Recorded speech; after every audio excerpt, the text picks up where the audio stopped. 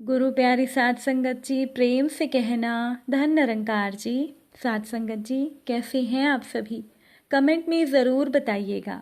आशा करती हूँ सतगुरु माता जी की कृपा से आप सभी बहुत अच्छे होंगे। आप सभी का बहुत बहुत स्वागत है आपके ही अपने चैनल पर। एक नई साखी के साथ फिर से हाजिर हूँ मैं। साध संगत जी, अभ्यास की शक्ति का तो कहना ही क्या है। अगर आप बिना अभ्यास के केवल किस्मत के भरोसे बैठे रहोगे तो आखिर में आपको पछतावे के सिवा और कुछ हाथ नहीं लगेगा। इसीलिए अभ्यास के साथ धैर्य, परिश्रम और लगन रखकर आप अपनी मंजिल को पा सकते हैं। और आज की साखी इसी विषय पर आधारित है। चलिए आज की साखी सुनते हैं। साध संगत जी, प्राचीन समय की बात है। प्राचीन समय में विद्यार्थी गुरुकुल में रहकर ही पढ़ा करते थे। बच्चों को शिक्षा ग्रहण करने के लिए माता पिता गुरुकुल में भेजा करते थे। बच्चे गुरुकुल में गुरु के सानिध्य में आश्रम की देखभाल भी किया करते थे और अध्ययन भी किया करते थे। साध संगत जी, एक छात्र था जिसका नाम था वरदराज। अब वरदराज को भी उसके माता पिता ने सभी की तरह गुरुकुल में भेजा। वहां पर वरदराज आश्रम में अपने साथियों के साथ घुलने मिलने लगा, लेकिन पढ़ाई में वरदराज बहुत ही कमज़ोर था। गुरुजी की कोई भी बात उसे बहुत कम समझ में आती थी। इसी के कारण सभी के बीच वो उपहास का कारण बनता रहता था। वरदराज के सभी साथी अगली कक्षा में चले गए, लेकिन वरदराज आगे नहीं बढ़ पाया। अब गुरुजी ने भी आखिर में हार मानकर वरदराज से कहा कि बेटा, मैंने सारे प्रयास करके देख लिए हैं। अब यही उचित होगा कि तुम यहाँ अपना समय बर्बाद मत करो। अपने घर चले जाओ और घर वालों की काम में मदद करो। वरदराज ने भी सोचा कि शायद विद्या मेरी किस्मत में ही नहीं है, और भारी मन से वरदराज गुरुकुल से अपने घर के लिए निकल पड़ा। साध संगत जी, दोपहर का समय था। रास्ते में उसे प्यास लगने लगी। इधर उधर देखने पर उसने पाया कि थोड़ी ही दूरी पर कुछ महिलाएं एक कुएं से पानी भर रही थी। वरदराज कुएं के पास गया। वहां पत्थरों पर रस्सी के आने जाने से निशान बने हुए थे। तो वरदराज ने वहां मौजूद महिलाओं से पूछा कि ये निशान पत्थरों पर आपने कैसे बनाए?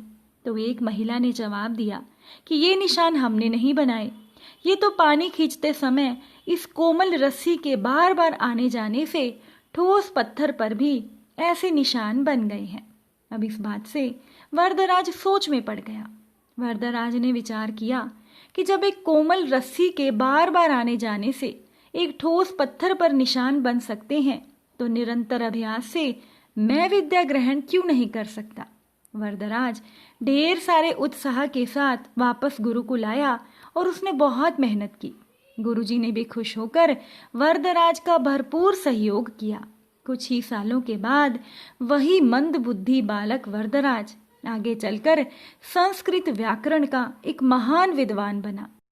और ये सारा परिणाम था केवल अभ्यास का, कड़ी मेहनत का। साध संगत जी, अभ्यास की शक्ति का तो कहना ही क्या है। ये आपके हर एक सपने को पूरा करेगी। अभ्यास तो बहुत ज़रूरी है, चाहे वो खेल हो, पढ़ाई हो या किसी और चीज़ में। बिना अभ्यास के आप सफल हो ही नहीं सकते।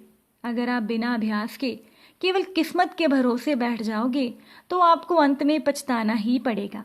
इसीलिए अभ्यास के साथ साथ धैर्य, परिश्रम और लगन रखकर आप अपनी मंजिल को पाने के लिए जुट जाइए। अगर आप निरंतर अभ्यास करके अपनी मेहनत से आगे बढ़ते रहेंगे तो निश्चित रूप से आप अपनी मंजिल को एक दिन पा ही लेंगे। साध संगत जी, हर साल गर्मियों की छुट्टियों में नितिन अपने दोस्तों के साथ किसी पहाड़ी इलाके में माउंटेनरिंग के लिए जाता था। एक बार इसी मकसद से नितिन अपने दोस्तों के साथ ऋषिकेश पहुंच गया। वहां पर एक गाइड ने उन्हें एक फेमस माउंटेनरिंग स्पॉट दिखा दिया। नितिन और उसके दोस्तों को वहां हर तरफ लोग ही नजर आ रहे थे। नितिन और उसके दोस्तों ने सोचा नहीं था कि वहां पर इतनी भीड़ होगी। नितिन के एक दोस्त ने कहा कि यहाँ तो शहर जैसी भीड़ है, यहाँ चढ़ाई करने में क्या मजा आएगा। इस बात पर नितिन ने जवाब दिया कि अब क्या कर सकते हैं, अब आ ही गए हैं तो अफसोस करने का क्या फायदा। चलो इसी का मजा उठाते हैं। नितिन और उसके दोस्त पर्वतारोहण करने लगे और कुछ ही समय में पहाड़ की चोटी पर पहुंच गए। वहां पर पहले से ही लोगों का तांता लगा हुआ था। दोस्तों ने सोचा कि चलो अब इसी भीड़ में 2-4 घंटे कैंपिंग करते हैं और फिर वापस चलते हैं। तभी नितिन ने सामने की एक चोटी की तरफ इशारा करते हुए कहा कि रुको, जरा उस चोटी की तरफ भी तो देखो, और वहां तो केवल मुट्ठी भर लोग ही नजर आ रहे हैं। वहां कितना मजा आ रहा होगा, क्यों ना हम वहां चले।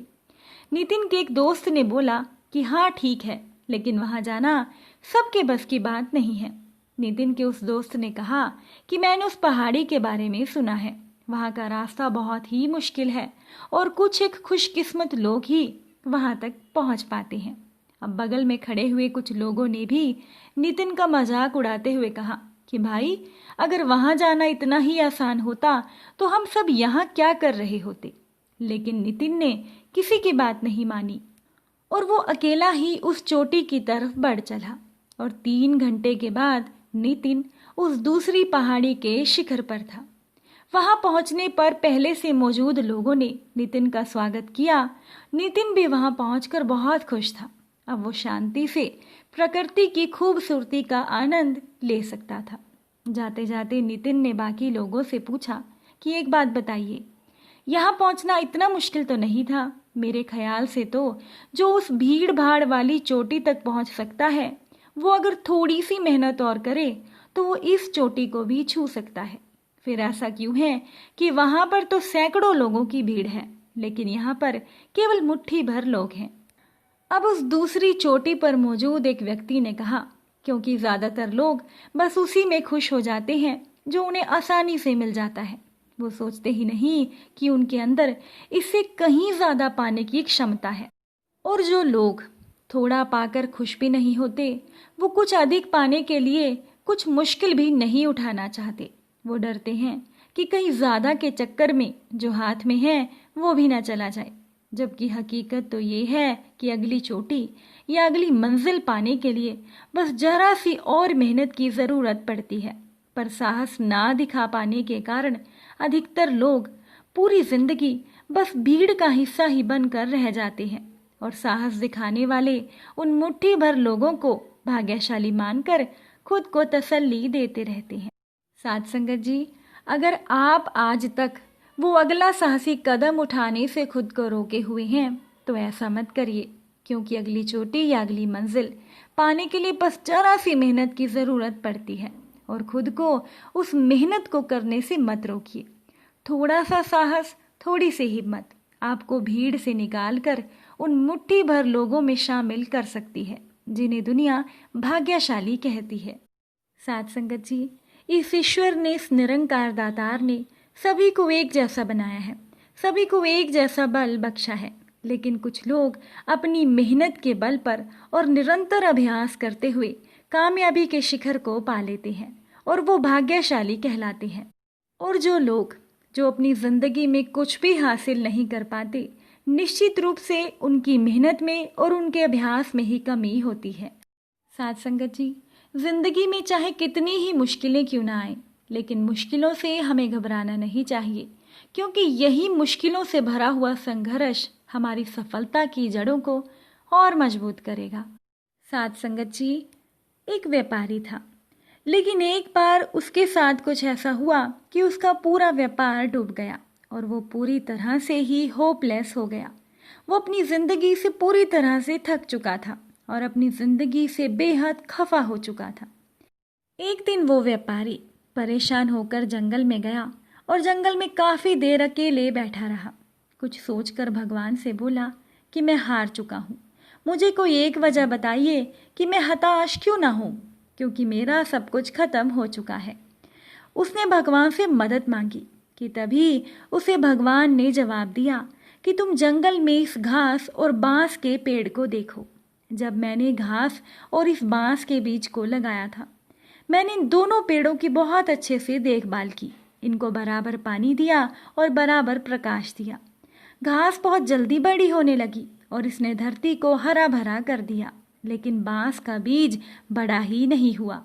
लेकिन मैंने बांस के लिए अपनी हिम्मत नहीं हारी। दूसरी साल घास और घनी हो गई, उस पर और झाड़ियां आने लगी, लेकिन बांस के बीज में कोई वृद्धि नहीं हुई। लेकिन मैंने फिर भी बांस के लिए हार नहीं मानी। तीसरे साल भी बांस के बीज में कोई वृद्धि नहीं हुई, लेकिन फिर भी मैंने हिम्मत नहीं हारी। चौथे साल भी बांस के बीज में कोई वृद्धि नहीं हुई, तब भी मैं लगा रहा। 5 साल के बाद उस बांस के बीज से एक छोटा सा पौधा अंकुरित हुआ। घास की तुलना में ये बहुत ही छोटा था और कमज़ोर था, लेकिन केवल 6 महीने के बाद ये छोटा सा पौधा 100 फीट लंबा हो गया। मैंने इस बांस की जड़ को बढ़ाने के लिए 5 साल का समय लगाया। इन 5 सालों में इसकी जड़ इतनी मजबूत हो गई कि 100 फीट से ऊंचे बांस को संभाल सके। जब भी तुम्हें जिंदगी में लगे कि तुम्हें संघर्ष करना पड़ रहा है, तो समझना कि तुम्हारी जड़ मजबूत हो रही है। साथ संगत जी, आपका संघर्ष ही आपको मजबूत बना रहा है, जिससे कि आप आने वाले कल को बेहतरीन बना सको। भगवान ने उस व्यापारी से कहा कि मैंने बांस पर हार नहीं मानी और मैं तुम पर भी हार नहीं मानूंगा। किसी दूसरे से अपनी तुलना मत करो। घास और बांस दोनों के बड़े होने का समय अलग अलग है, दोनों का उद्देश्य अलग अलग है। तुम्हारा भी समय आएगा, तुम भी एक दिन बांस के पेड़ की तरह आसमान को छुओगे। भगवान ने कहा कि मैंने हिम्मत नहीं हारी थी, तो तुम भी मत हारो। साथ संगत जी, अपनी जिंदगी में आने वाले संघर्षों से मत घबराइए, क्योंकि यही संघर्ष हमारी सफलता की जड़ों को मजबूत करेगा। लगे रहिए, अभ्यास करते रहिए, परिश्रम करते रहिए। कल आपका भी दिन आएगा। आपकी सही दिशा ही आपकी दशा को ठीक कर सकती है। उम्मीद करती हूँ कि साखी आपको अच्छी लगी होगी। अगर अच्छी लगी हो तो अपने विचार कमेंट में ज़रूर बताइएगा। मुझे आपके कमेंट्स का इंतज़ार रहेगा। चलिए अब हम सभी मिलकर सिमरन करते हैं। तू ही निरंकार, मैं तेरी शरण हाँ, मैनू बख्श लो। तू ही निरंकार, मैं तेरी शरण हाँ, मैनू बख्श लो। साथ संगत जी प्यार से कहना, धन निरंकार जी।